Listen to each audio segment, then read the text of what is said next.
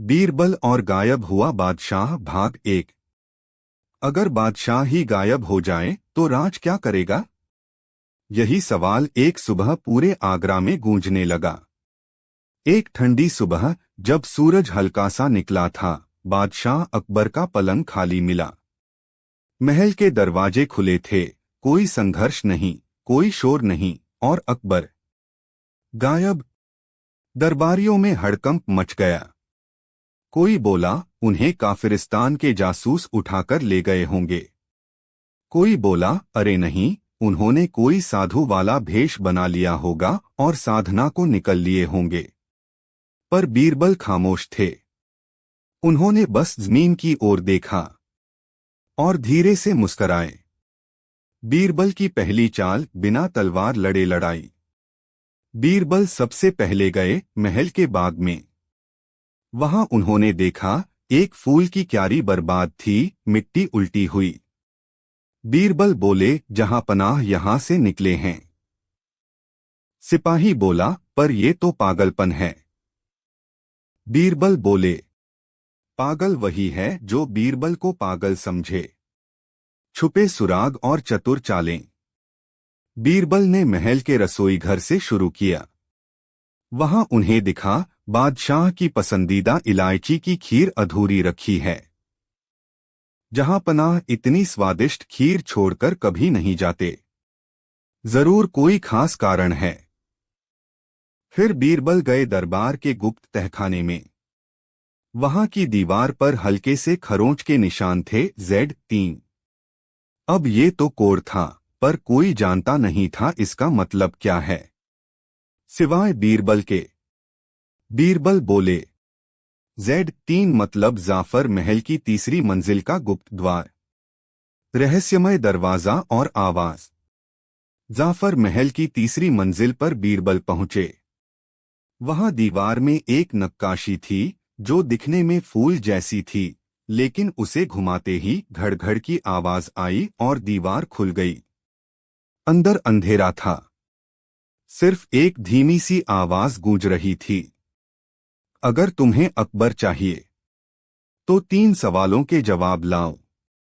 बीरबल ने पीछे देखा, कोई नहीं। दीवार अपने आप बंद हो गई। अंत और अगली कड़ी की झलक। अब बीरबल को 3 सवाल हल करने थे जिनसे अकबर को बचाया जा सकता था। पर सवाल क्या थे? किसने बनाए थे? और अगर बीरबल एक भी सवाल का गलत जवाब देता तो क्या अकबर का जीवन खतरे में था? बीरबल और 3 सवालों की पहेली भाग 2 पिछले भाग में। बादशाह अकबर रहस्यमय तरीके से गायब हो गए थे। बीरबल सुरागों के सहारे जाफर महल की तीसरी मंजिल तक पहुंचे, जहां दीवार अपने आप खुली और एक अंधेरी कोठरी में आवाज आई, अगर तुम्हें अकबर चाहिए तो 3 सवालों के जवाब लाओ। अब आगे। एक गूंजती आवाज ने कहा, पहला सवाल, सच क्या है जब हर कोई झूठ बोले? बीरबल कुछ देर सोचते रहे।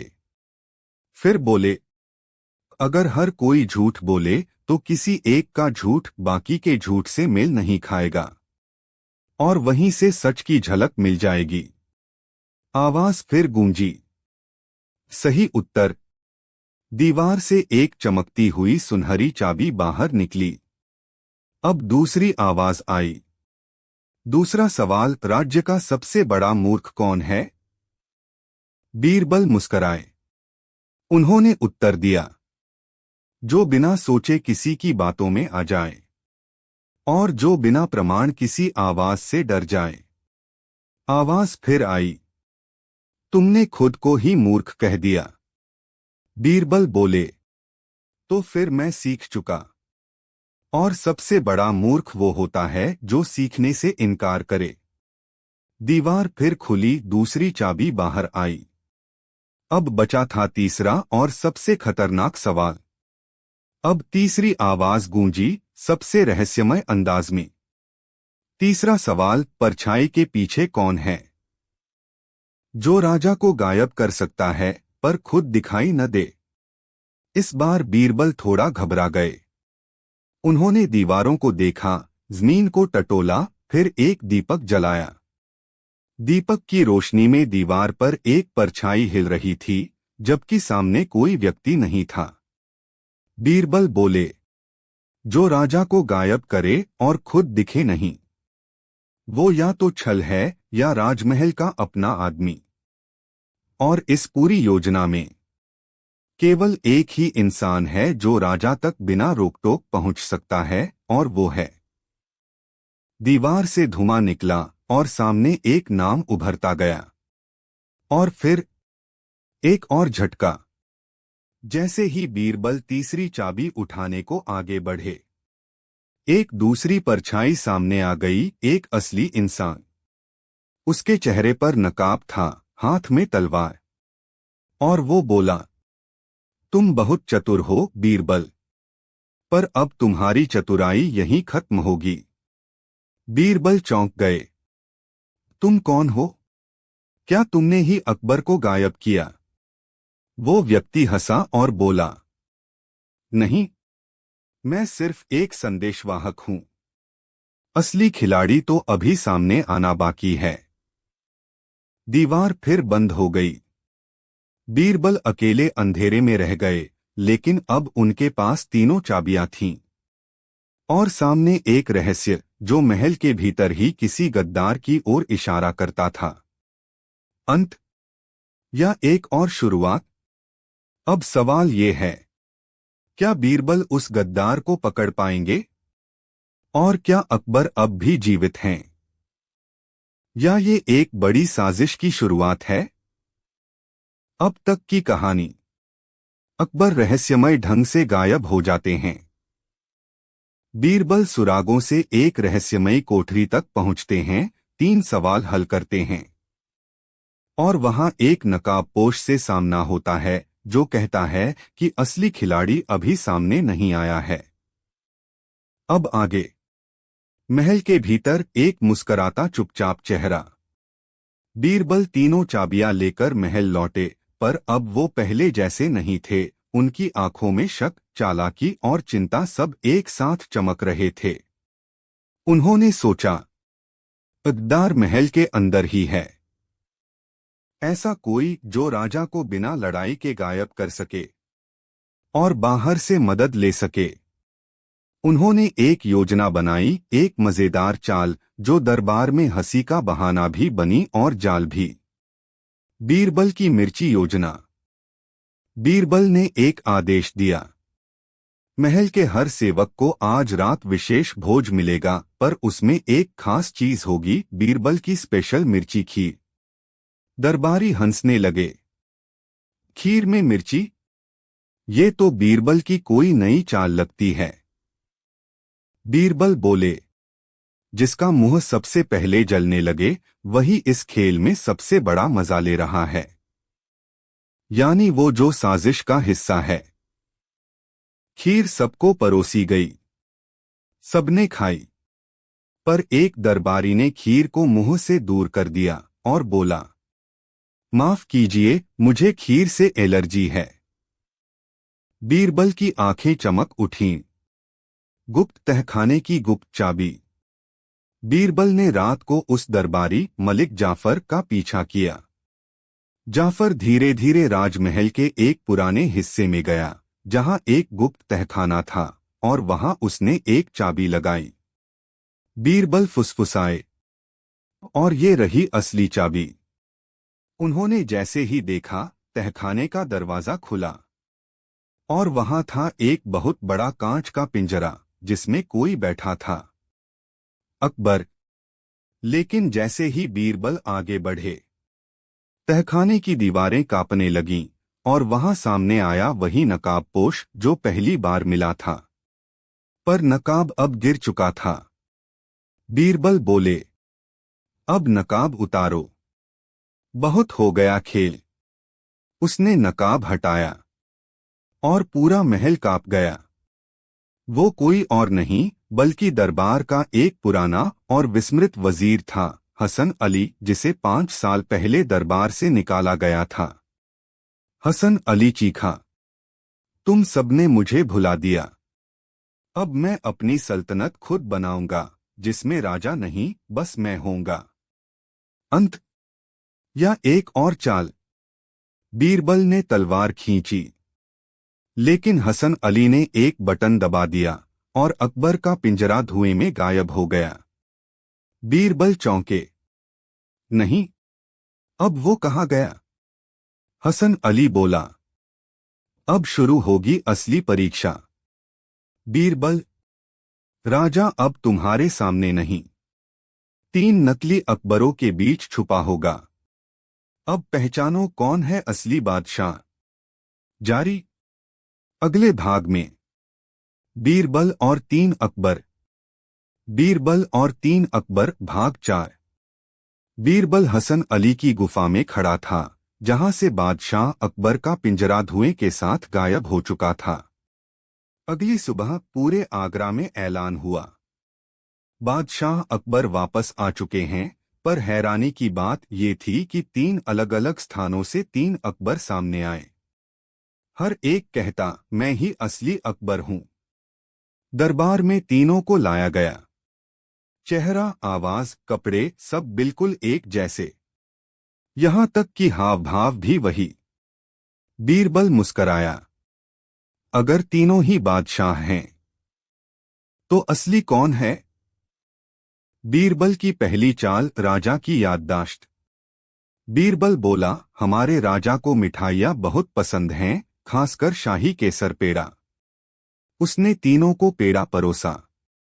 पहले अकबर ने कहा, मुझे मधुमेह है, मैं नहीं खा सकता। दूसरे ने कहा, शुक्रिया, मुझे मीठा बिल्कुल पसंद नहीं।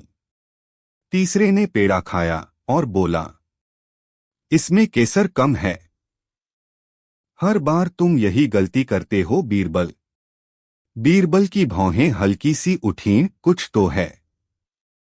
दूसरी चाल, राजा की ताली। बीरबल ने तीनों को कहा, अब दरबार में प्रवेश लो, जैसे हर दिन लेते हूं। पहला अकबर दरबार में सिर झुकाकर आया। दूसरा अकबर जोर से बोला, सलाम। तीसरा अकबर मुस्कराया और आते ही अपनी खास ताली बजाई। 4 छोटे, एक लंबी ताली, जिसे सिर्फ अकबर और बीरबल समझते थे। बीरबल अब लगभग निश्चित थे। आखिरी चाल, राजा की चालाकी।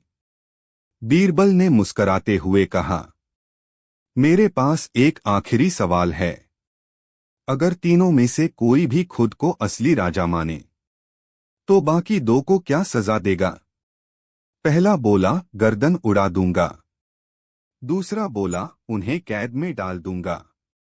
तीसरा बोला, पहले तुम्हें ही सजा दूंगा बीरबल, क्योंकि तुमने मुझे शक के घेरे में डाला।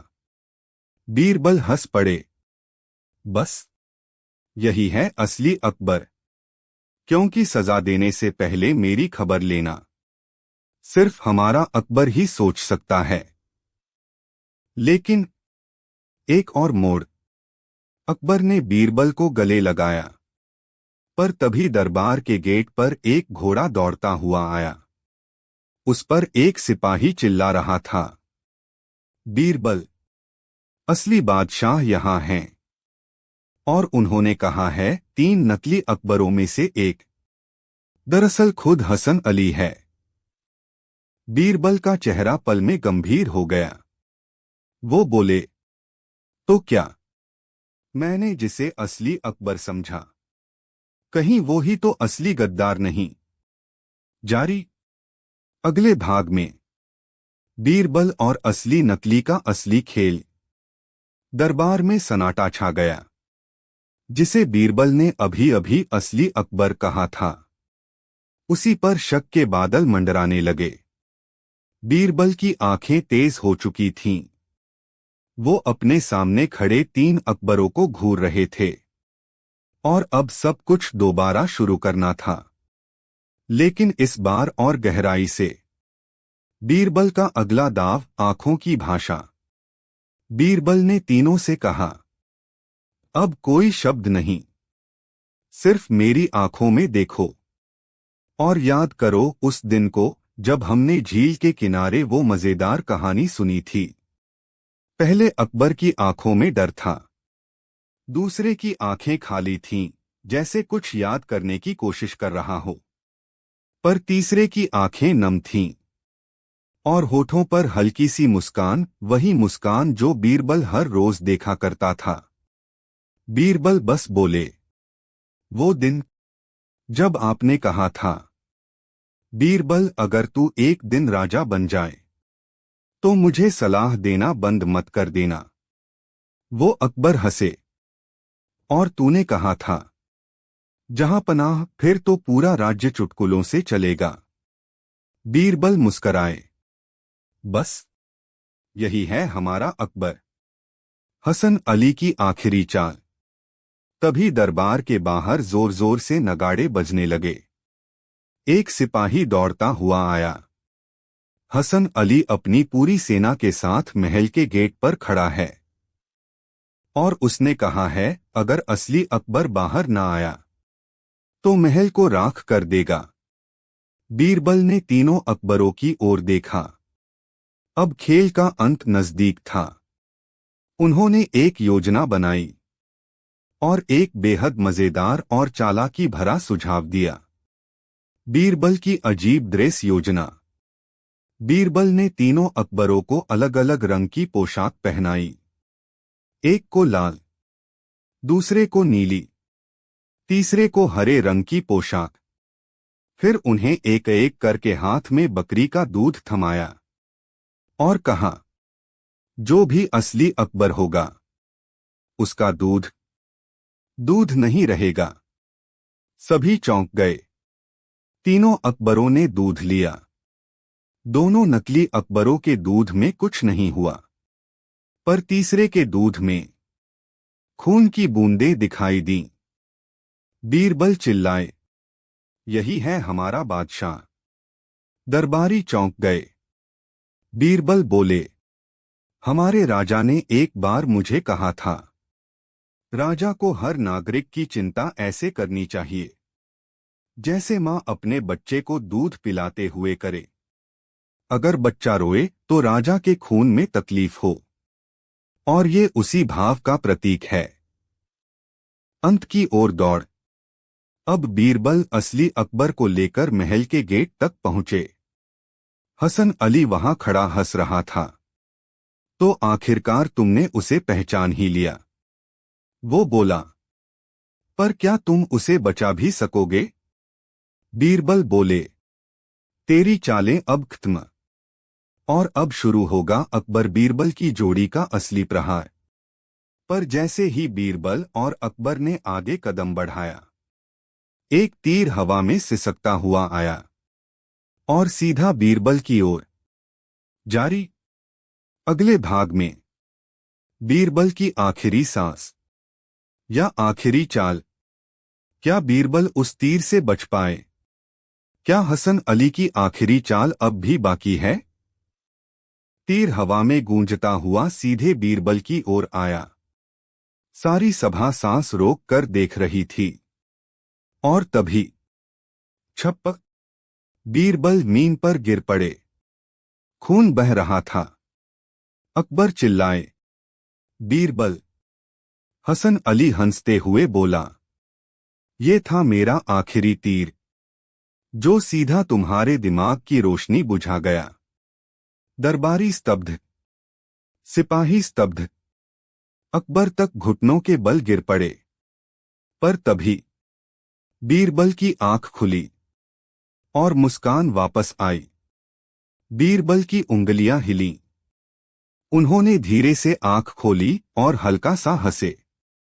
फिर उन्होंने अपने सीने से लोहे की परत निकाली जो उन्होंने अपनी पोशाक के नीचे पहनी थी।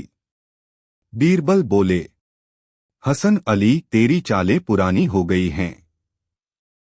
ये बीरबल है, तेरी तीरबाजी नहीं। मेरी चाल चल रही थी यहां। अकबर हंस पड़े, मैं जानता था तू मरेगा नहीं, क्योंकि तूने वादा किया था, जब तक मैं हूं तू चलेगा, और जब तू चलेगा मैं रहूंगा। बीरबल का पलटवार, कहानी का चरम बिंदु। बीरबल ने इशारा किया। सैकड़ों सिपाही महल की छतों से प्रकट हुए। जो पहले से ही बीरबल के इशारे पर तैनात थे। बीरबल बोले, जिस दरबार से तूने गद्दारी की थी, आज उसी दरबार ने तुझे चारों ओर से घेर लिया है। हसन अली बौखला गया। उसने तलवार निकाली और सीधा अकबर की ओर दौड़ा। बीरबल चीखे, जहां पनाह, पीछे हटिए। और बीरबल ने छलांग लगाई, हसन अली और अकबर के बीच में, सीधा हसन की तलवार पर। क्या बीरबल ने अपनी जान दे दी? दरबार फिर से सन्नाटा। बीरबल की छाती से खून बह रहा था। हसन अली को पकड़ लिया गया। वो चीख रहा था, ये तो मेरे साथ नहीं होना चाहिए था। अकबर घुटनों पर बैठे, बीरबल का सिर गोद में रखा। बीरबल हंसते हुए बोले, जहां पनाह, अब भी शेर आपके सामने झुका नहीं है, बस आराम कर रहा है। अकबर की आंखें नम थीं। बीरबल, तू जाएगा नहीं, तू रहेगा। और फिर चमत्कार। तभी बीरबल ने जेब से एक छोटी शीशी निकाली, जिसमें लाल रंग की दवा थी। ये आयुर्वेदिक राजनैतिक चमत्कार है, जो सिर्फ उस व्यक्ति को बचा सकता है जो सच के लिए जान देने को तैयार हो। अकबर ने खुद उसे पिलाई। कुछ देर बाद बीरबल उठ खड़े हुए। दरबार फिर से हंसी और तालियों से गूंज उठा। अंत में एक और रहस्य। बीरबल ने एक आखिरी बात कही, जहां पनाह, हसन अली के पीछे जो असली मास्टरमाइंड था, वो अभी तक बाहर नहीं आया है। और मुझे डर है, अगला वार आप पर नहीं, पूरे हिंदुस्तान पर होगा। अकबर चौंके। कौन है वो? बीरबल मुस्कराए। उसका नाम मैं अगले दरबार में बताऊंगा। जारी। अगले भाग में बीरबल बनाम भारत का सबसे बड़ा गद्दार। दरबार फिर से सजा।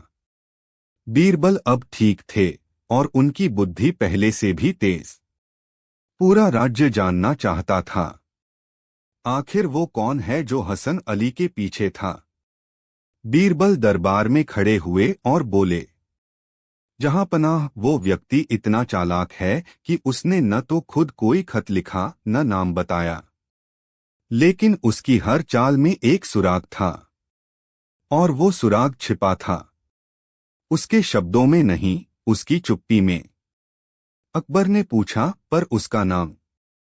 बीरबल ने धीरे से कहा, राजा विक्रमदेव, दक्षिण का राजा, जो पहले हमारा मित्र था। दरबार में शोर मच गया। पिछले रहस्यों का खुलासा। बीरबल ने समझाया। विक्रमदेव ने हसन अली को भेजा। राजा के बदले 3 नकली अकबर बनाए और दरबार को भ्रमित किया, ताकि उत्तर और दक्षिण भारत के बीच झगड़ा हो जाए। उसे लगा बीरबल अकबर को भ्रमित करेगा, पर भूल गया कि बीरबल सिर्फ चतुर नहीं, वफादार भी है। अकबर का फैसला। अकबर ने आदेश दिया, राजा विक्रमदेव को बुलाया जाए, पर तलवार लेकर नहीं, बीरबल की कलम से जवाब दिया जाए। बीरबल ने एक शांति संदेश लिखा, जिसमें ना युद्ध था, ना गुस्सा, सिर्फ सच्चाई और न्याय की भाषा। उस पत्र ने विक्रमदेव को झुकने पर मजबूर कर दिया। वो खुद अकबर से मिलने आया और दरबार में सबके सामने सिर झुकाकर बोला, मैंने जो किया वो मेरी हार थी, पर आपके बीरबल ने जो किया वो इस साम्राज्य की जीत है। अकबर ने बीरबल को गले लगाते हुए कहा, तू सिर्फ मेरा सलाहकार नहीं, मेरा कवच है, और जब तक तू है, ये राज्य अजेय रहेगा। बीरबल ने मुस्कुराकर जवाब दिया, जहां पनाह, जब तक आप सत्य के साथ हैं, बीरबल की चालें कभी थमेंगी नहीं। दरबार में तालियां गूंजी। और उस दिन के बाद बीरबल और 3 अकबर की यह अद्भुत कहानी इतिहास की किताबों में दर्ज हो गई, एक ऐसे सफर के रूप में जिसमें हंसी, चालाकी और देशभक्ति की मिसाल थी। अकबर का अदृश्य मुकुट। प्रश्न, अगर सम्राट अकबर का मुकुट अचानक अदृश्य हो जाए तो बीरबल उसे कैसे ढूंढेगा? क्या वह वास्तव में गायब है या कोई चाल? दिल्ली की गर्म दोपहरी में बादशाह अकबर अपनी आरामगाह में बैठे आम के रस का आनंद ले रहे थे, जब अचानक महल का द्वारपाल हांफता हुआ आया। जहां पनाह, तख्तमहल में हड़कंप मच गया है। मुकुट, आपका मुकुट गायब हो गया है। अकबर हक्का बक्का रह गए। मुकुट गायब? यह वही मुकुट था जिसे हर शुक्रवार को दरबार में पहनकर अकबर न्याय करते थे, हीरों से जड़ा हुआ, एकदम खास। तुरंत बीरबल को बुलाया गया। बीरबल आए तो चेहरे पर वही हल्की मुस्कान, लेकिन आंखों में तेजी थी। जहां पनाह, आप कहें तो मुकुट को खोजने के लिए मैं गंगा में डुबकी भी लगा लूं, बीरबल ने कहा, और सब दरबारी हंस पड़े। बात मजाक की नहीं है बीरबल, अकबर झुंझलाए। बात ही तो है जहां पनाह, पर ये बात दिखाई नहीं दे रही, बीरबल बोले। बीरबल ने सबसे पहले वह कमरा देखा जहां मुकुट रखा जाता था। कमरा बंद था, ताले में कोई तोड़फोड़ नहीं। नौकरों से पूछताछ की गई। सबका जवाब एक जैसा था, हमने कुछ नहीं देखा। पर बीरबल की आंखें एक पुराने खजांची पर रुकीं। वो ज्यादा चुप था, कुछ ज्यादा ही चुप। खजांची जी, बीरबल बोले, आपका चेहरा कुछ कह रहा है और आपकी जुबान कुछ और। खजांची कांप उठा। उसी शाम बीरबल ने दरबार में सबको बुलाया और कहा, जहां पनाह, मुझे मुकुट नहीं, मुकुट की परछाई मिली है। और परछाई देने वाला हमारे ही बीच है। सन्नाटा छा गया। अकबर ने पूछा, मतलब? बीरबल बोले, किसी ने मुकुट चुराया नहीं, उसे छुपाया गया है। मगर क्यों? और तभी बीरबल ने दरबार में एक पर्चा लहराया। उस पर लिखा था, अगर अगली पूर्णिमा तक मेरी शर्त पूरी नहीं हुई तो मुकुट हमेशा के लिए गायब रहेगा। बीरबल ने वह पर्चा अकबर को दिया और कहा, अब खेल शुरू हुआ है जहांपना। और इस खेल में अगला खिलाड़ी है वो जो हमेशा आपके सबसे करीब था, पर दिल से सबसे दूर। क्या अकबर का मुकुट एक साजिश का हिस्सा है? और कौन है वह करीबी जो बन गया दुश्मन? जवाब आपको चौंका देगा। जारी है, वफादार या गद्दार? प्रश्न, अगर सबसे वफादार इंसान ही गद्दारी करे तो क्या वफा भी एक मास्क हो सकता है? बीरबल क्या उस नकाब को हटा पाएंगे? अब कहानी वहीं से आगे बढ़ती है। अगले दिन दरबार में माहौल गंभीर था। बीरबल गुमसुम बैठे थे, लेकिन उनकी आंखों में वही पुराना शरारती चमक थी। अकबर ने पूछा, बीरबल, अब तक कुछ पता चला? बीरबल ने मुस्कुराकर कहा, जहां पनाह, जब गुनहगार खुद को बेगुनाह साबित करने की बहुत ज्यादा कोशिश करता है तो वहीं से सुराग निकलता है। क्या मतलब?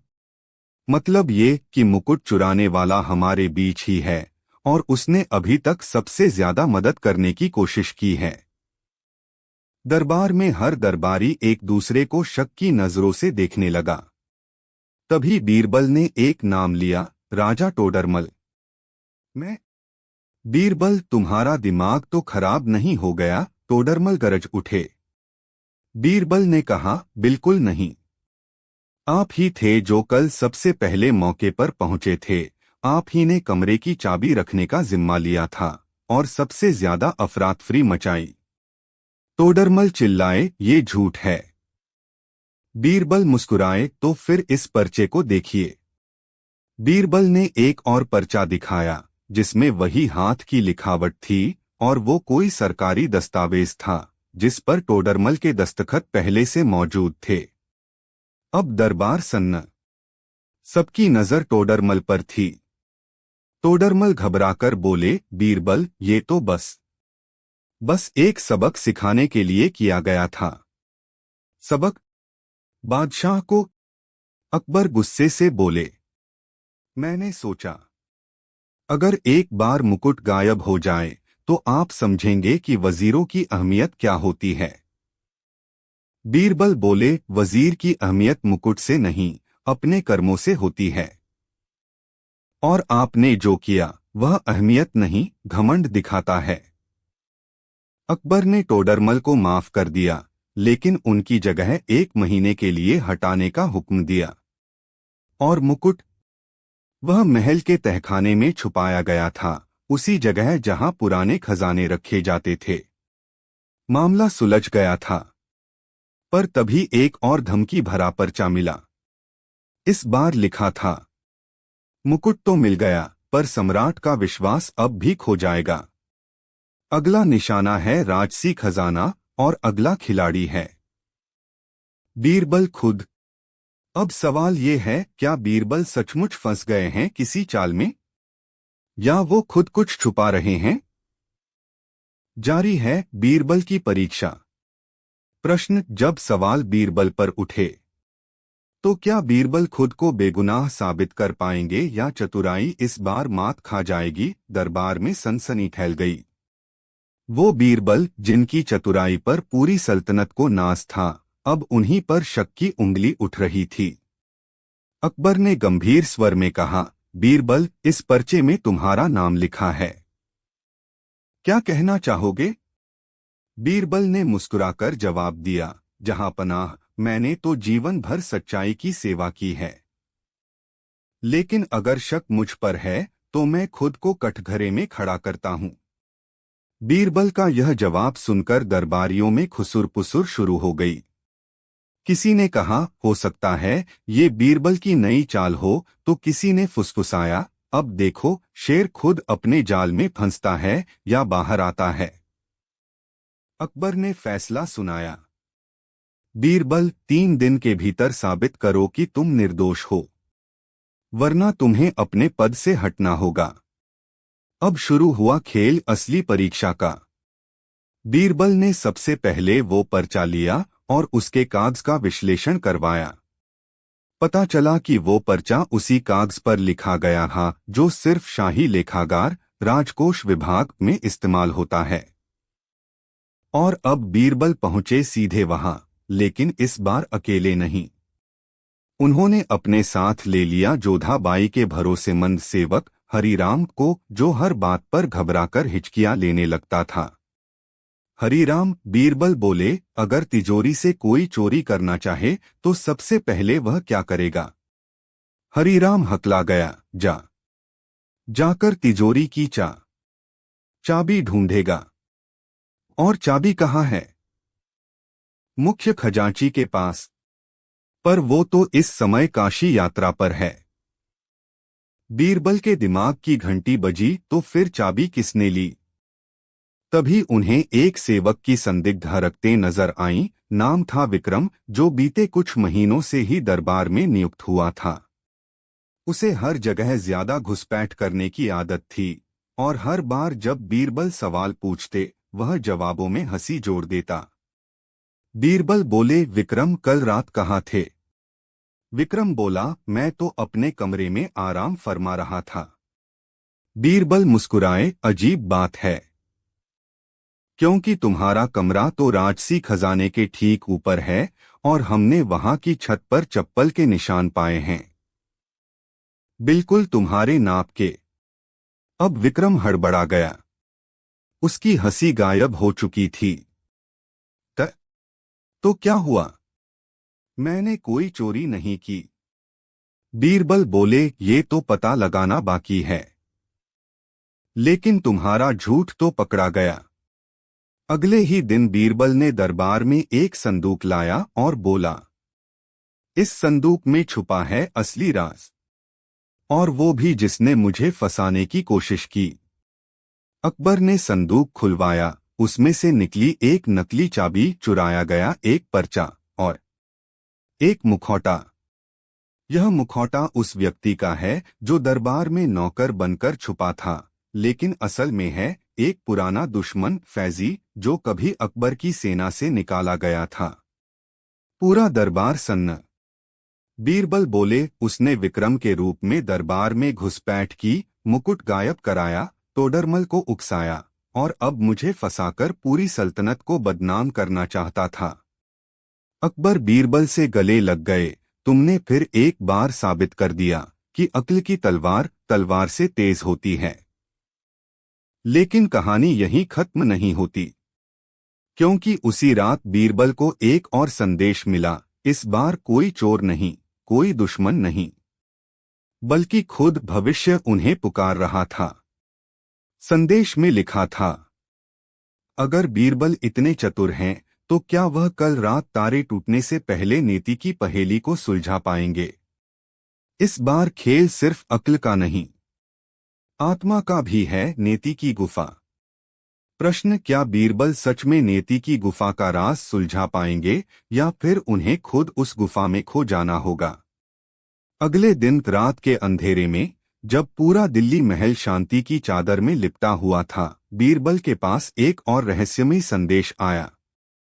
पर्चे पर लिखा था, नीति की गुफा में घुसने के बाद कोई वापस नहीं आ सकता। अब तुम्हारी बारी है बीरबल। बीरबल के चेहरे पर गहरी चिंता की लकीरें दिखने लगीं।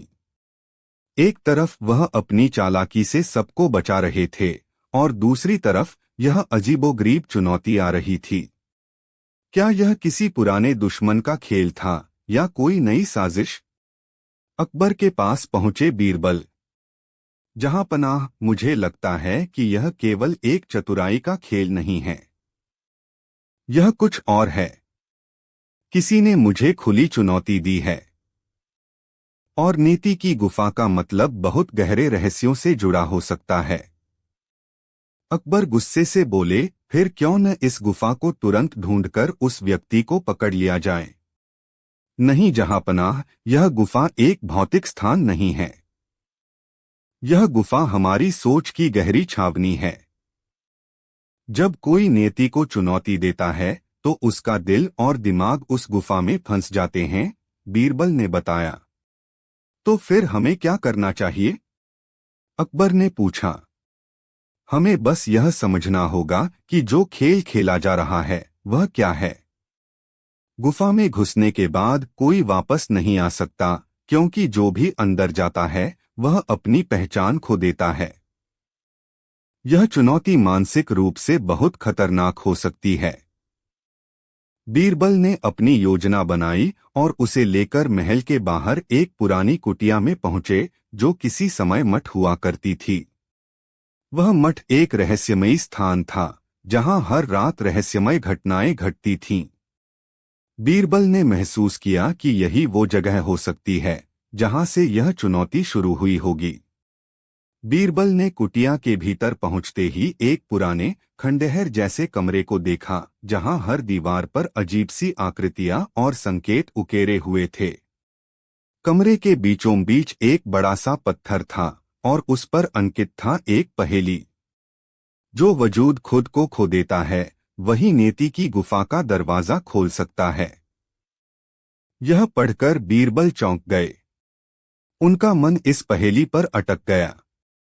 तो खुद को खो देना यानी अपने आप को भुला देना, वह सोचने लगे।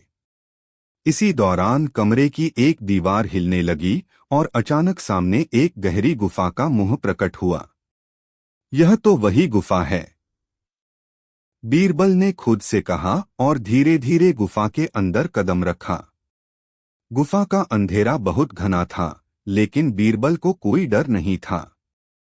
जैसे जैसे वह अंदर बढ़े, गुफा के भीतर एक अजीब सी आवाज आई, एक गहरी गूंजती हुई आवाज जो उनके मन में गूंज रही थी। तुम्हें उस शख्स का सामना करना होगा जिसे तुम सबसे ज्यादा समझते हो। बीरबल को समझ में आ गया। यह आवाज किसी और की नहीं बल्कि उनकी अपनी थी। अचानक सामने एक और गुफा का द्वार खुला और अंदर एक आदमी खड़ा था। वह कोई और नहीं बल्कि राजा टोडरमल था, जो अब एक साधु का रूप धारण किए हुए था। उसकी आंखों में वही पुरानी चमक थी, लेकिन अब उसका चेहरा एक अलग ही रूप में था। तुम? बीरबल चौंक गए। हाँ बीरबल, मैं वह हूं जिसने तुम्हारी परीक्षा ली थी। और तुम अब वही सवाल दोगे जो मैंने तुमसे पूछा था। टोडरमल की आवाज में गहराई थी, जैसे वह किसी और ही दुनिया से आया हो। बीरबल ने पूछा, तुम्हारा उद्देश्य क्या है? क्या तुम मुझे फंसा रहे हो? टोडरमल हंसते हुए बोला, नहीं बीरबल, मैं तो तुम्हारी परीक्षा ले रहा हूं। और इस गुफा का राज अब तुम्हारे सामने है। लेकिन तभी अचानक गुफा की दीवारें हिलने लगीं और एक झंकार सुनाई दी। गुफा की चुप्पी टूटते हुए एक और रहस्यमय संदेश सामने आया। वो जो तुम्हारे सामने है वह सिर्फ एक मृगतृष्णा है। असली परीक्षा अब शुरू होगी। तुम अब खुद को खोकर खुद को फिर से पा सकोगे या नहीं? अब बीरबल को एक और कठिन निर्णय लेना था। क्या वह टोडरमल की चुनौती को स्वीकार करेंगे या वह इस गुफा से बाहर निकलकर वापस अपनी सच्चाई को पहचान पाएंगे? सच की राह। क्या बीरबल वह सच स्वीकार करेगा जो उसे अपने ही विचारों के विरुद्ध खड़ा कर दे, या फिर उसकी समझदारी किसी नई राह की ओर इशारा करेगी? इस भाग में गुफा में ठंडी हवा बह रही थी, लेकिन बीरबल का माथा पसीने से भीग चुका था। उसके हाथ में वही ग्रंथ था जो न सिर्फ इतिहास बदलने वाला था, बल्कि शायद दोस्ती, वफादारी और सत्ता तीनों का इम्तिहान भी। बीरबल ने उस ग्रंथ को खोलकर आगे पढ़ना शुरू किया। हुमायूं के शासनकाल के समय एक गुप्त भविष्यवाणी हुई थी कि दूसरा पुत्र अधिक विवेकशील होगा, परंतु पहले पुत्र के भाग्य में सत्ता है। डर और दरबार की राजनीति के कारण नवजात जुड़वा भाइयों में से एक को सादे जीवन में भेज दिया गया ताकि ताज सुरक्षित रहे। बीरबल की आंखें खुली की खुली रह गईं। ये तो सीधा अकबर से जुड़ा है। वह गुफा की दीवारों पर फिर उभरते चेहरों की ओर देखने लगा, पर अब उनमें से केवल एक बचा था जो न तो मुस्कुराता था न दुखी था। वह था एक शांत चेहरा, सच्चे बीरबल का। अचानक एक मंद परिचित सी आवाज गूंजने लगी। अगर तुमने ये ग्रंथ दरबार में दिया तो सिंहासन हिल सकता है, और अगर नहीं दिया तो तुम खुद को कभी माफ नहीं कर पाओगे। बीरबल गहरी सोच में डूब गया। क्या सच्चाई हर बार कह देना जरूरी होता है, या कभी कभी सच्चाई को समझने और उसे संभालने की भी बुद्धि होनी चाहिए? गुफा की दीवारें अब फटने लगीं। जमीन कांपने लगी। बीरबल भागे नहीं। वह शांत खड़ा रहा।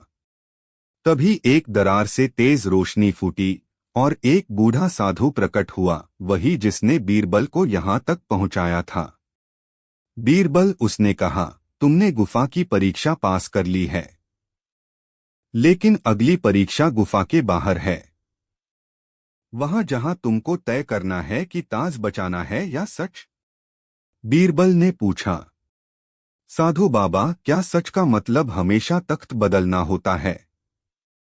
साधु मुस्कुराया। नहीं पुत्र, सच्चा सत्य वो है जिसे जानकर भी कोई घमंड न हो और छुपाकर भी कोई पाप न लगे। बीरबल ने ग्रंथ को अपने पास रखा और गुफा से बाहर निकल आया। 3 दिन बाद अकबर के दरबार में दरबारी हैरान थे, बीरबल कहीं नजर नहीं आ रहे थे। अकबर चिंतित थे, क्या वो गुफा में खो गया? तभी दरबार के मुख्य द्वार पर बीरबल प्रकट हुए, शांत, स्थिर और गहरे विचारों में डूबे हुए। अकबर दौड़कर आए। बीरबल, कहाँ थे तुम? बीरबल ने झुककर कहा, जहां पनाह, मैं वहां था जहां इंसान अपने सबसे बड़े शत्रु से मिलता है, खुद से। अकबर ने कहा, तुम्हें क्या मिला उस गुफा में? बीरबल ने धीरे से उत्तर दिया, एक ऐसा सच जिसे सुनकर सब कुछ बदल सकता है। लेकिन मैं चाहता हूं कि वो आप खुद पढ़े। उन्होंने ग्रंथ अकबर को सौंप दिया। अकबर ने उसे थामते हुए पूछा, क्या ये राज मेरे बारे में है? बीरबल ने सिर झुकाया। जी हाँ, लेकिन उससे पहले मैं एक बात पूछना चाहता हूं। पूछो, अकबर ने कहा। अगर कोई ऐसा सच सामने आए जो आपकी गद्दी को चुनौती दे, लेकिन उस चुनौती में न लालच है न विद्रोह, तब आप क्या करेंगे? अकबर थोड़ी देर चुप रहे, फिर बोले, मैं राजा से पहले एक इंसान हूं, और अगर मेरी गद्दी किसी और की नियति में लिखी है तो मैं सच्चाई के आगे झुकने को तैयार हूं। बीरबल की आंखों में चमक थी।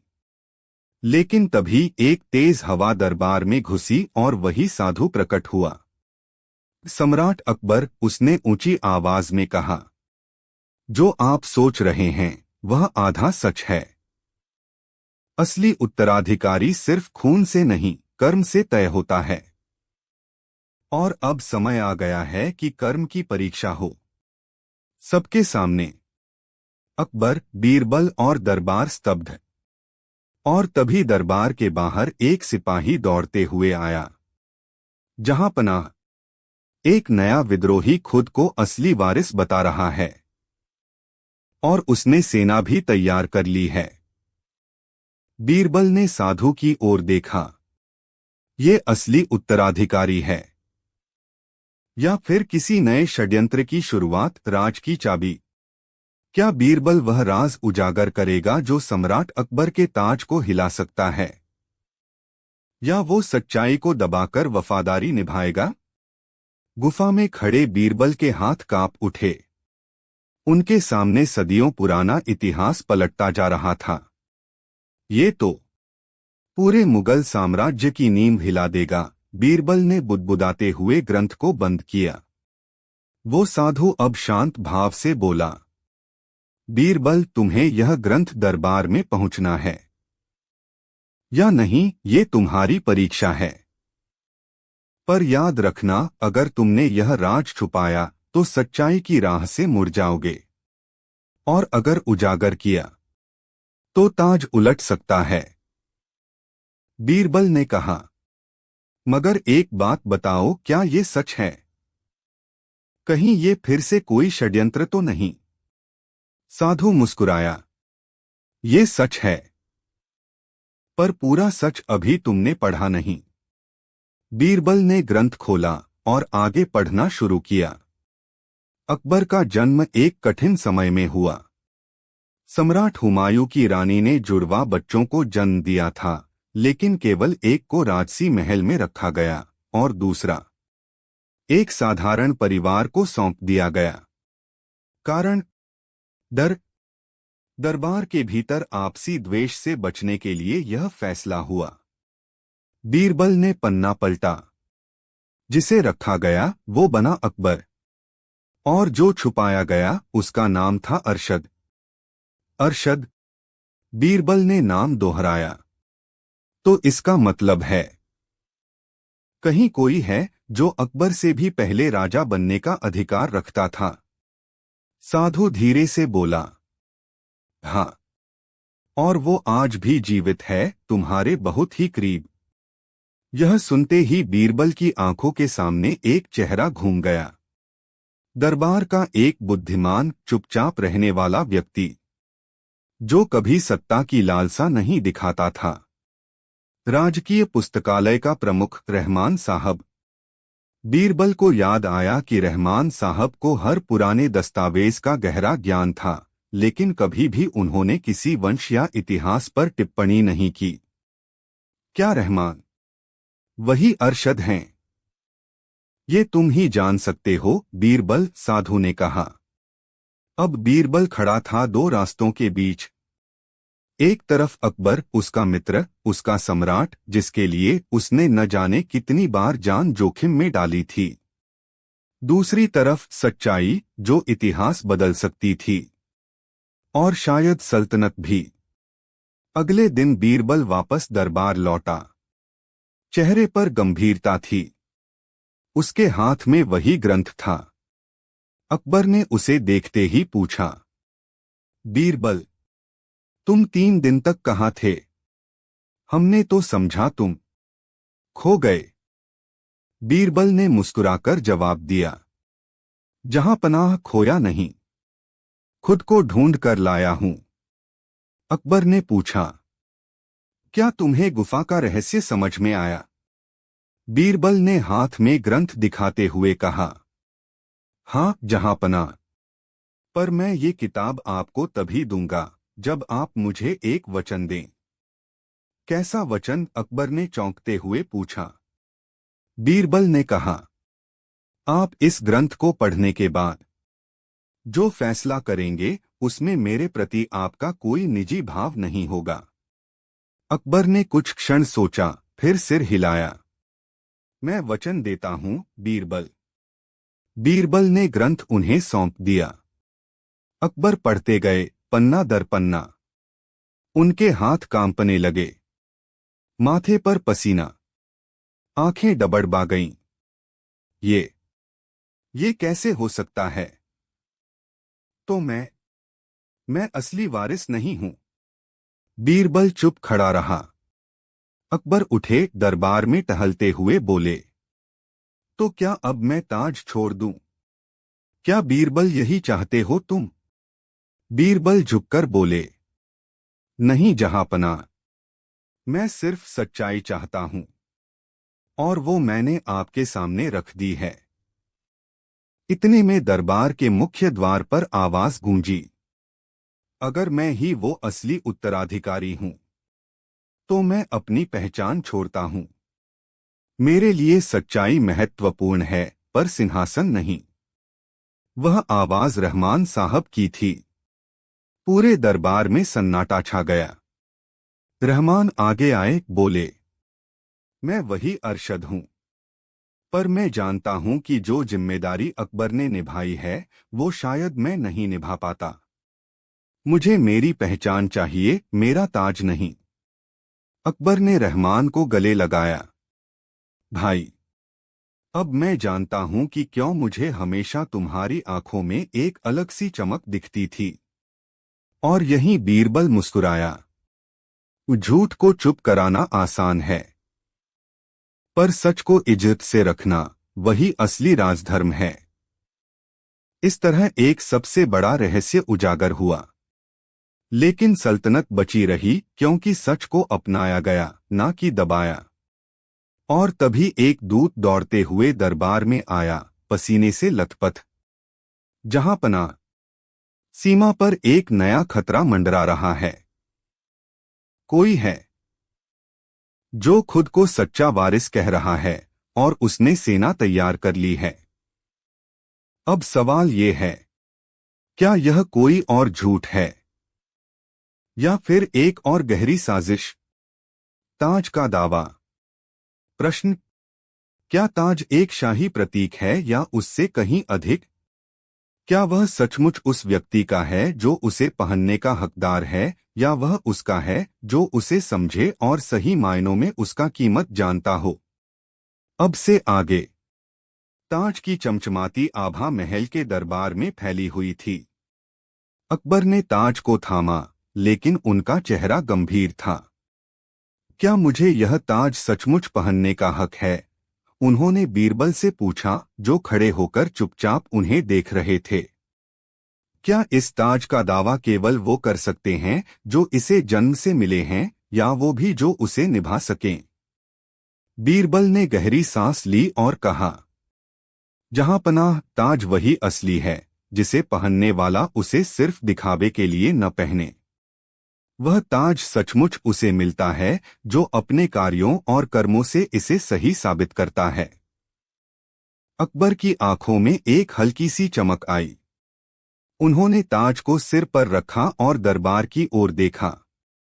तो क्या मैं वही राजा हूं जिसे ताज मिला है? अकबर ने गंभीरता से पूछा। बीरबल ने चुपचाप सिर झुका लिया और कहा, आप वह राजा हैं जहांपना।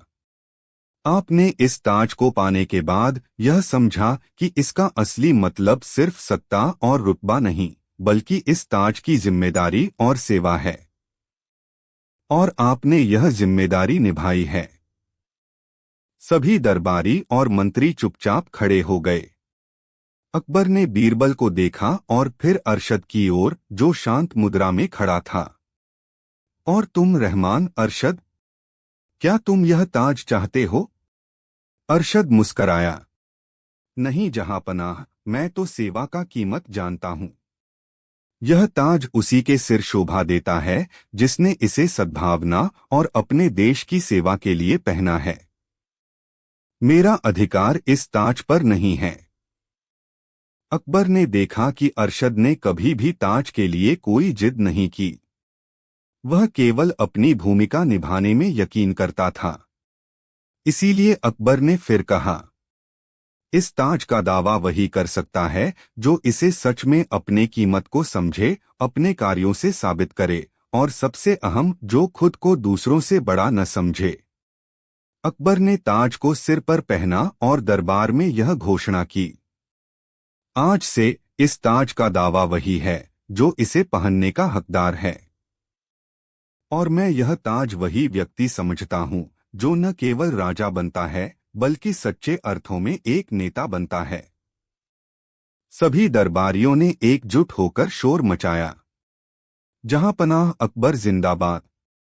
तभी बीरबल ने एक और अंतिम सवाल पूछा, जहांपनाह, एक और बात, क्या इस ताज के साथ मिली जिम्मेदारी को अब भी निभाया जाएगा या कुछ और भी बचा है? अकबर मुस्कुराए और बोले, कभी कभी सच्चा नेतृत्व यह होता है कि ताज का कोई दावा नहीं होता, बल्कि यह समझ आ जाता है कि ताज सचमुच उस व्यक्ति का है जो अपने लोगों की सेवा करता है। बीरबल ने चुपचाप सिर झुका लिया। तो वह ताज हमेशा उस व्यक्ति के पास रहेगा जिसने उसे अपने दिल से पहना और अपने देश की सेवा की। आज अकबर ने वह ताज पहना, लेकिन यह केवल एक शाही प्रतीक नहीं था। यह एक चुनौती थी, एक दवा जो हर राजा को हर रोज इस ताज के साथ जीने और अपनी जिम्मेदारी निभाने के लिए याद दिलाती थी। क्योंकि ताज कभी भी सिर्फ एक धातु का नहीं होता, वह उस व्यक्ति की आत्मा का हिस्सा बन जाता है जो उसे पहनता है। और अकबर ने यही समझा, यही सीखा। क्या आप भी यही समझ पाते हैं? बीरबल और 3 नकली साधु। एक दिन बादशाह अकबर के पास राजमहल के एक सिपाही ने खबर दी, जहांपनाह, शहर में 3 साधु आए हैं। वे चमत्कार दिखा रहे हैं, लोगों की बीमारियां दूर कर रहे हैं और भविष्यवाणियां कर रहे हैं। पूरा शहर उनकी पूजा कर रहा है। अकबर को दिलचस्पी हुई।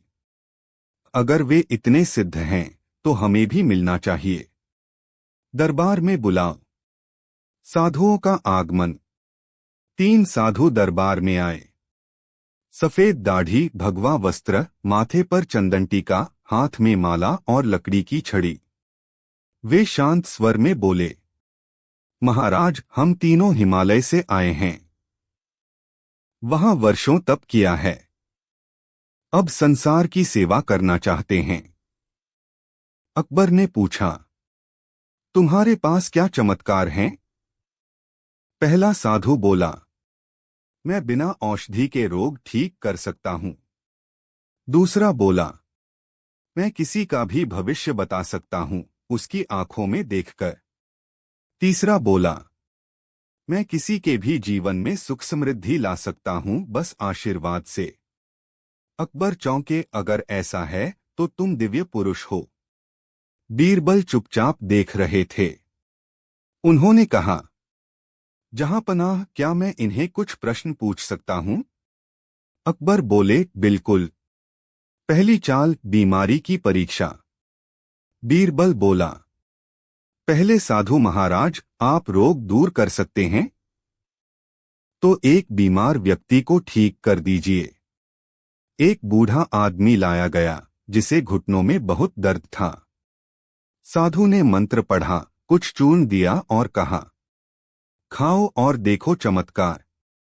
बीरबल ने इशारे से सिपाही को चुपचाप वैसा ही चूर्ण लिया और दरबार के एक कुत्ते को खिला दिया। कुत्ता उल्टी करने लगा।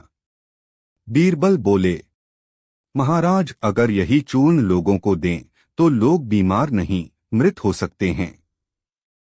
दूसरी चाल, भविष्यवाणी की पोल।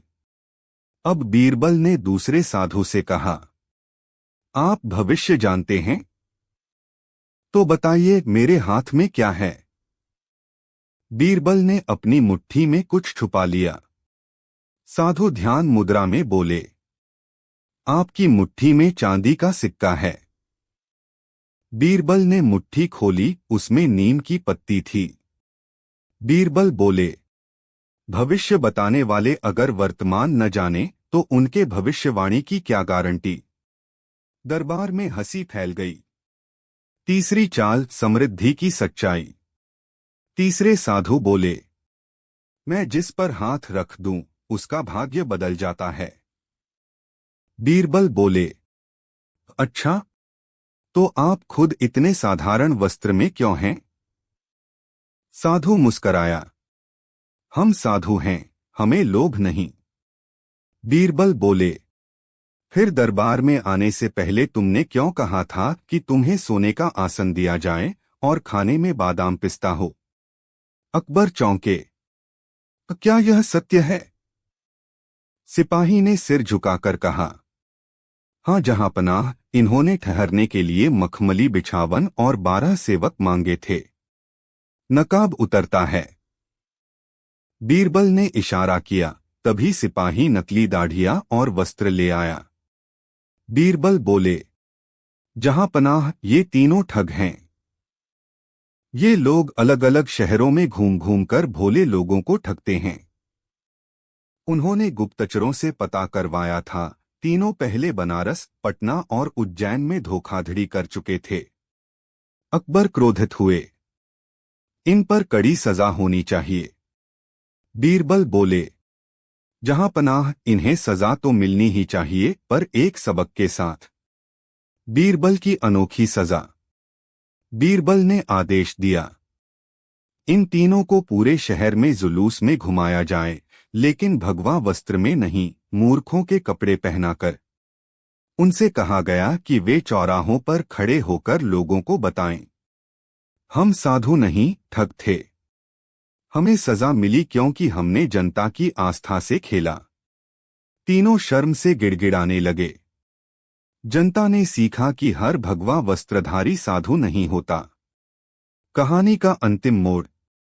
अकबर ने कहा, बीरबल, तुमने फिर साबित कर दिया कि असली पहचान चतुराई से होती है, आंखों से नहीं। बीरबल बोले, जहांपनाह, साधु वही जो खुद को छोड़ चुका हो, न कि वो जो लोगों को लूटे। साधुता ढोंग में नहीं, आचरण में होती है। अकबर हंसे, और चतुराई? वो बीरबल के खून में होती है। बीरबल और 7 राजदूतों की चाल। एक दिन दरबार में खास चहल पहल थी। अकबर ने ऐलान किया कि 7 विदेशी राज्यों के राजदूत एक साथ आगरा आ रहे हैं, व्यापार और कूटनीति के संबंधों को मजबूत करने के लिए। ये पहली बार था कि इतने देशों के प्रतिनिधि एक साथ आ रहे थे। लेकिन बीरबल को यह कुछ असामान्य लगा। उन्होंने कहा, जहांपनाह, यह महज व्यापार की बात नहीं लगती। हो सकता है कि इन 7 में कुछ ऐसे हों जो हमारी कमजोरी जानने आए हों। अकबर बोले, तो तुम्हारा क्या सुझाव है, बीरबल? बीरबल मुस्कराए, मुझे इन्हें पहचानने दीजिए। मैं साबित करूंगा कि कौन मित्र है और कौन शत्रु। पहला दिन, 7 रंग, 7 चालें। 7 राजदूत दरबार में पहुंचे। हर कोई भिन्न वेशभूषा, भाषा और आदतों में रमा हुआ था। एक अल्मीर, पूर्वी सागर का व्यापारी राज्य। 2 गजनवी, उत्तरी सीमा का युद्धप्रिय राष्ट्र।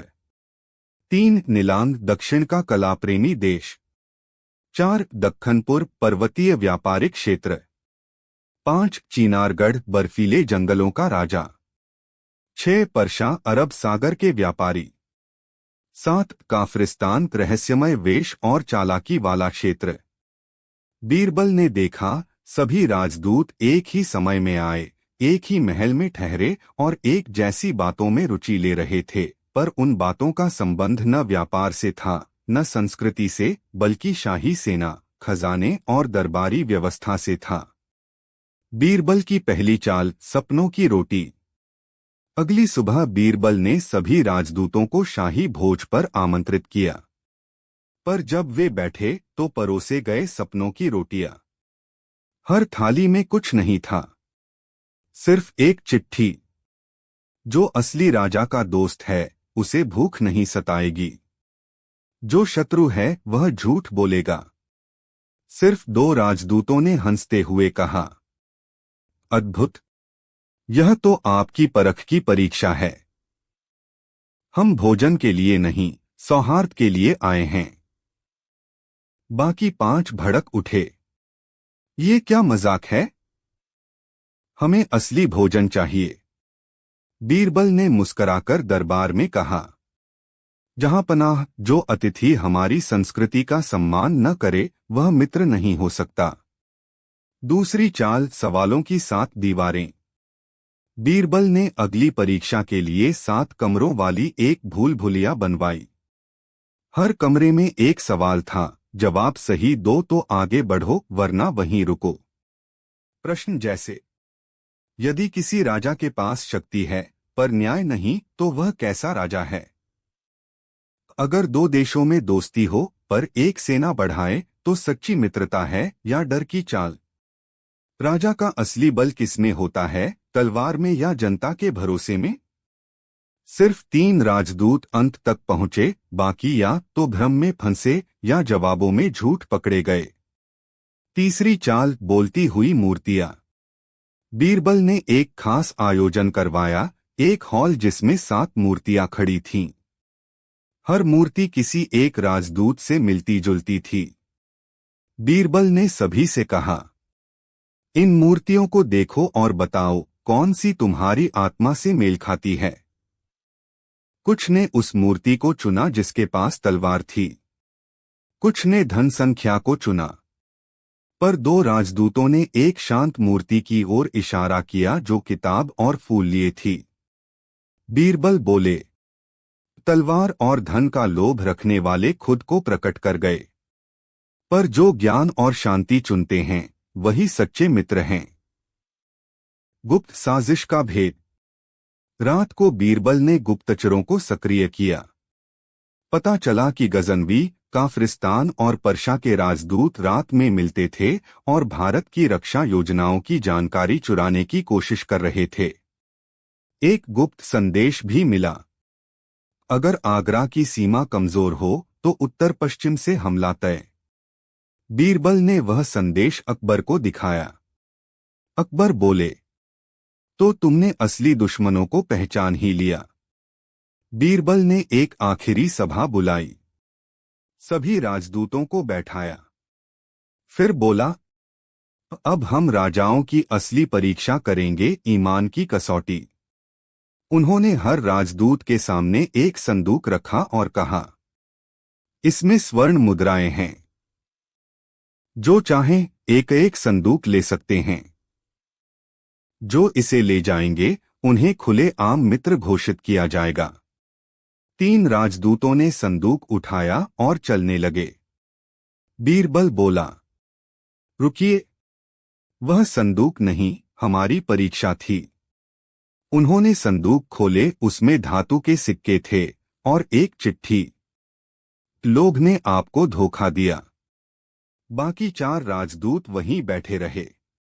अकबर बोले, बीरबल, तुमने मेरी आंखें खोल दी। अब हम जानते हैं कि कौन मित्र है, कौन शत्रु। अंतिम न्याय और एक बड़ा संदेश।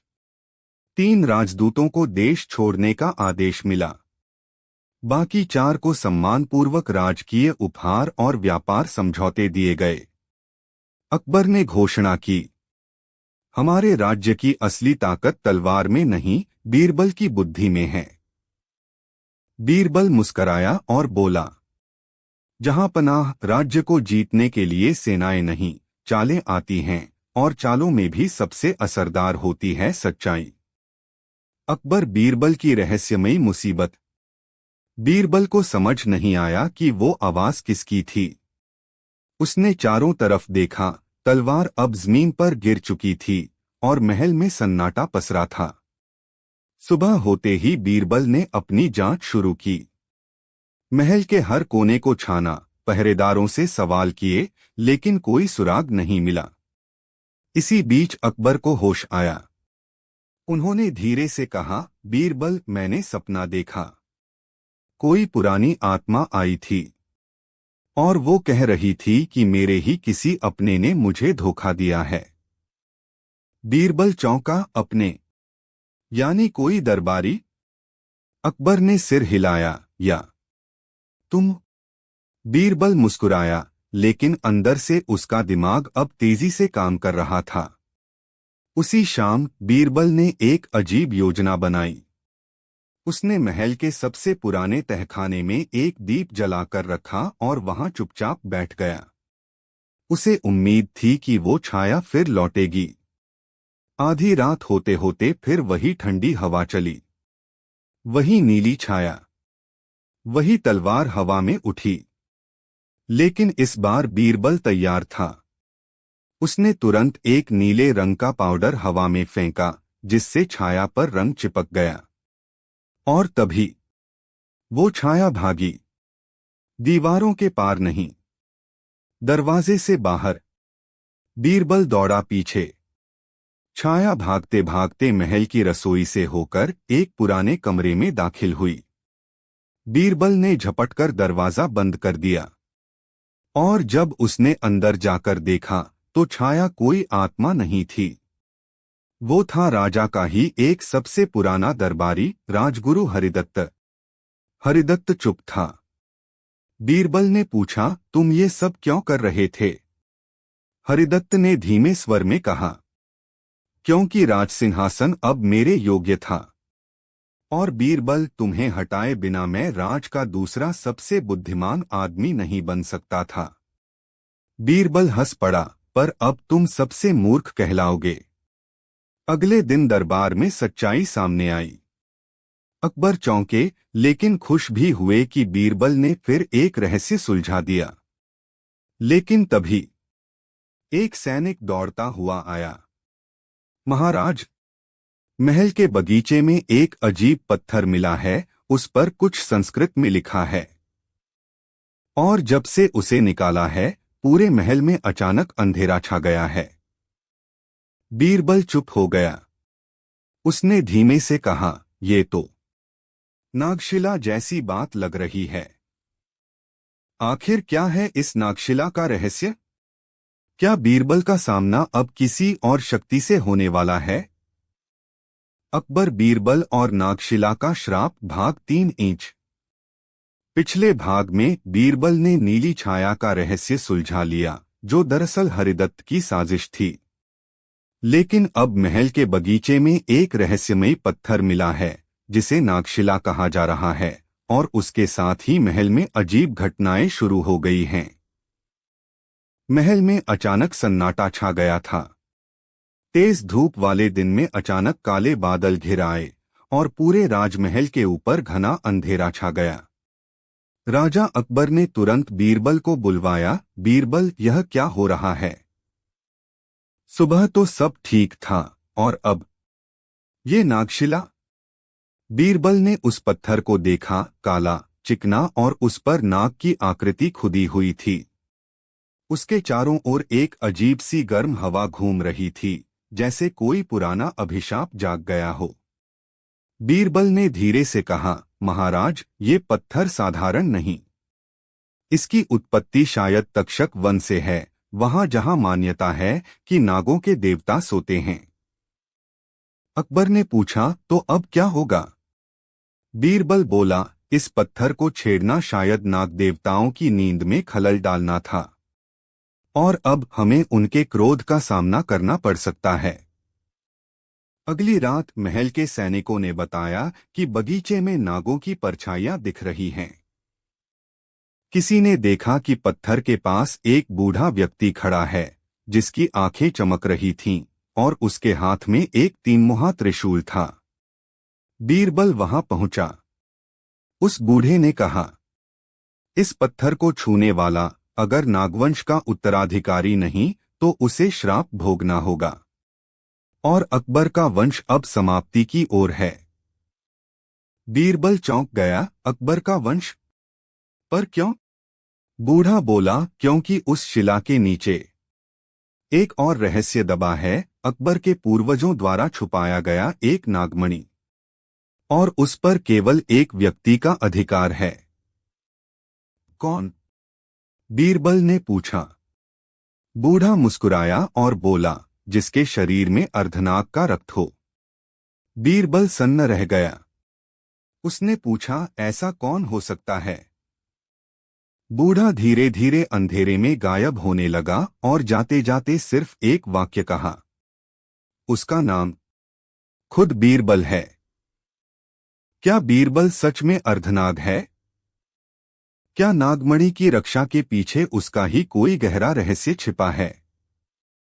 और अगर हां, तो बीरबल का जन्म क्या सचमुच एक रहस्य है? बीरबल का जन्म रहस्य और नागमणि की खोज भाग 4 इंच।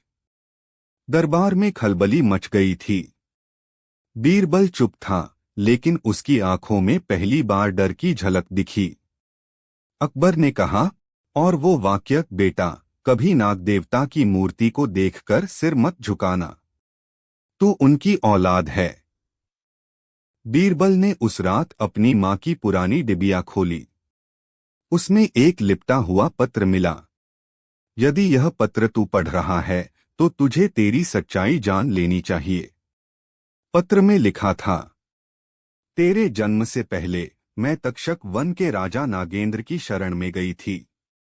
तू उसी वन के एक चमत्कारी रक्षक की संतान है। तेरे पिता एक अर्धनाग थे, और नागमणि की रक्षा का भार तुझ पर सौंपा गया है। बीरबल के पैरों तले जमीन खिसक गई। तो क्या मेरी बुद्धि, मेरी शक्ति सब उसी रक्त की देन है? अगली सुबह बीरबल ने अकेले नागशिला के पास जाकर ध्यान लगाया। शिला की आंखों से रोशनी निकलने लगी। तभी जमीन कांपी और नागशिला बीच से 2 हिस्सों में टूट गई। उसके नीचे एक सोने की पेटी निकली, जिसके ऊपर नागों की आकृति उभरी थी। बीरबल ने जैसे ही हाथ रखा, एक झटका सा लगा, और उसकी आंखें एक पल के लिए चमक उठीं। पेटी खुली। अंदर चमक रही थी नागमणि, नीली, पारदर्शी, और उसके भीतर जैसे कोई जिंदा ऊर्जा बह रही थी। लेकिन तभी पीछे से एक तेज आवाज आई, उस नागमणि को हाथ मत लगाना, बीरबल। बीरबल पलटा। वहां खड़ा था एक और बीरबल। कौन है यह दूसरा बीरबल? क्या यह कोई भ्रम है या किसी और रहस्य का द्वार? क्या नागमणि की रक्षा के लिए बीरबल को खुद से ही युद्ध करना होगा? बीरबल बनाम बीरबल, नागमणि की परीक्षा, भाग 5 इंच। पिछले भाग में बीरबल को अपनी अर्धनाग उत्पत्ति का रहस्य पता चला। नागशिला टूटी और उसमें छुपी नागमणि प्रकट हुई। लेकिन तभी सामने प्रकट हुआ दूसरा बीरबल। वह दूसरा बीरबल हूबहू वैसा ही था, वही आंखें, वही चाल, वही मुस्कान। असली बीरबल ने पूछा, तू कौन है? दूसरा बीरबल बोला, मैं हूं वो जो तुम हो सकते थे अगर तुमने अपने नागवंश को स्वीकार किया होता। असली बीरबल स्तब्ध था। तू कोई मायावी छाया है? नहीं, वह बोला, मैं तव स्वभाव का छायाचित्र हूं, तेरे भीतर की शक्ति, जिसे तूने हमेशा बुद्धि के नीचे दबा दिया। नागमणि अचानक जोर से चमकने लगी, और तभी एक गूंजती हुई आवाज आई, केवल एक बीरबल ही नागमणि का रक्षक बन सकता है। लेकिन दोनों में से कौन सच्चा है, ये तय करेगा परीक्षा का द्वार। अचानक जमीन फट गई और दोनों बीरबल एक गुफा में गिर पड़े। गुफा के अंदर 3 द्वार थे और हर द्वार के ऊपर लिखा था, एक बुद्धि की परीक्षा। 2 बलिदान की परीक्षा। 3 सच्चाई की परीक्षा। पहला द्वार खुला। दोनों बीरबल अंदर गए। अंदर थी एक रहस्यमयी पहेली। एक राजा के पास 3 पुत्र थे। वह सबसे चतुर को उत्तराधिकारी बनाना चाहता था। उसने तीनों को एक बीज दिया और कहा, जो सबसे अच्छा पेड़ उगाएगा वही राजकुमार बनेगा।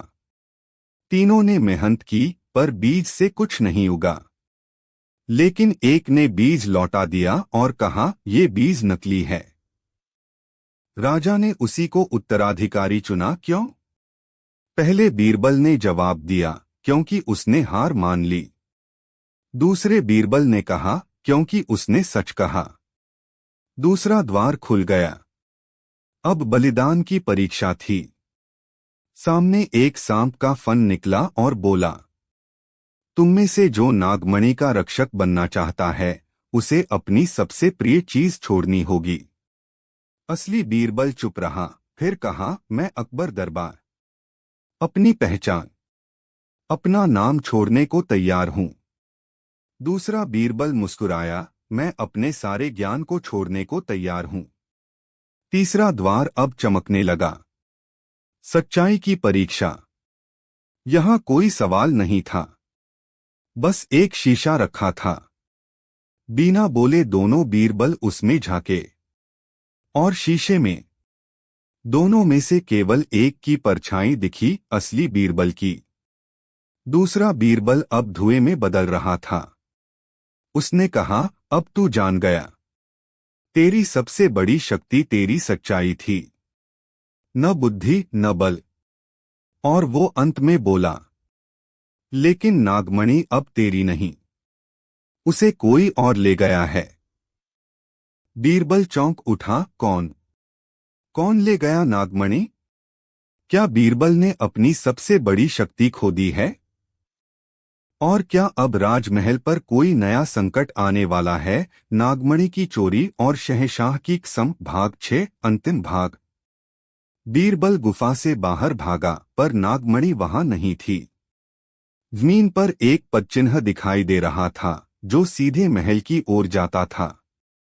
बीरबल को अचानक याद आया, हरिदत्त, जिसे नागशिला की रक्षा के बहाने एक कोठरी में बंद किया गया था। पर अब वो कोठरी खाली थी। महल में हड़कंप मच गया। अकबर ने गुस्से में कहा, अगर नागमणि वापस नहीं मिली तो हम सब उसके श्राप का शिकार होंगे। बीरबल चुप था, लेकिन उसकी आंखों में फिर वही चमक लौट आई थी। महाराज, ये लड़ाई अब तलवारों से नहीं, बुद्धि से लड़ी जाएगी। रात का समय। महल के तालाब के पास एक लालटेन टिमटिमा रही थी। बीरबल ने वहां एक जाल बिछाया।